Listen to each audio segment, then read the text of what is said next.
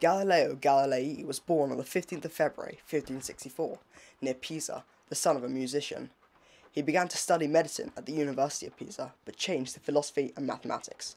In 1589, he became professor of mathematics at Pisa.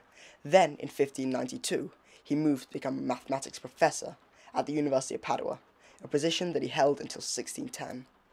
During this time, he worked on a variety of experiments, including the speed at which objects fall, mechanics, and pendulums.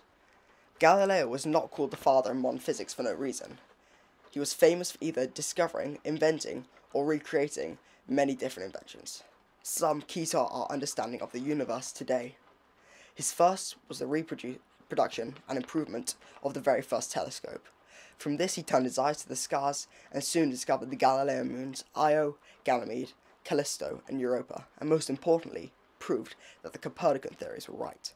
Well, almost, as we know from hindsight. That the Earth was not the centre of the universe, but really, as he thought, the Sun, and that the planets, in which the Earth was just one of them, revolved around it.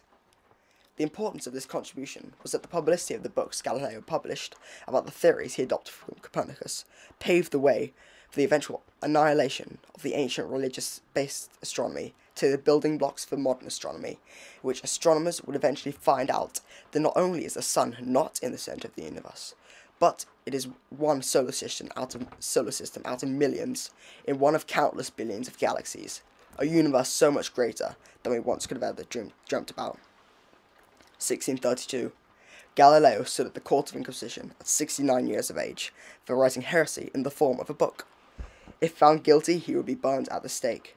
So harsh was his punishment that he was forced to renounce his theories and everything written in his book, Dialogue concerning the two chief world systems. This set out the arguments for and against the Copernican theories we were talking about, in the form of a discussion between two men. As he recanted his beliefs, he was said to have whispered, "And yet it does move." Yet there is one final thing which you might be thinking why I haven't mentioned yet, but I've left the best till last. For Galileo, his most famous yet disputed experiment of his was the Leaning Tower of Pisa experiment. Many believe that it was just a metaphor or story that Galileo used when teaching his students to debunk Aristotle's theories of motion. Heavy objects fall faster than lighter ones. After this, he had visually disproved Aristotle's theory, based on common sense, that only a heavy object falls faster than lighter ones. To do this experiment, we will be dropping two balls that are of a safe weight to be dropped from the top floor of the school in the languages department. These balls have significantly, yet measurably, different weights. The effects we'll be looking for are that they both hit the ground at the same time to recreate how Galileo might have disproved Aristotle once his body was subject to a constant push with balls and ramps, showing also accelerating or speeding up at a constant rate. This acceleration, we'll call it A, resulted in the distance, or D, the object or body travelled, being directly proportional to the square of the time, or T, it moved in motion.